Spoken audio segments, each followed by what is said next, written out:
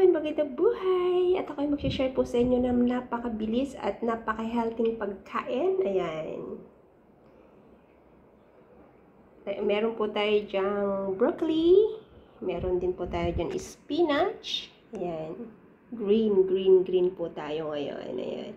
At meron din po tayo dyang avocado. Nilagyan natin yan ng condensed milk. O, diba? At nilagang itlog. At meron po tayo dyang saging. Prepare our healthy foods daw. Ayan. At meron din po tayo dyan yung ginawang carrot and apple juice. Ayan.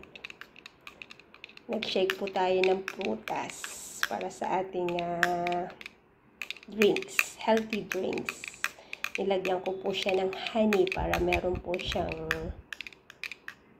sweet. Ayan.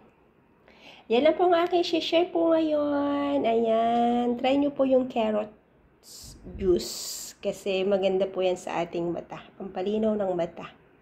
Ayan. Thank you everyone. Sana po is nakapag-share po ako sa inyo ng mga healthy tips. Ayan. See you na lang po ulit sa aking next upload video. Bye. God bless everyone. And stay happy and healthy all the time po. Bye!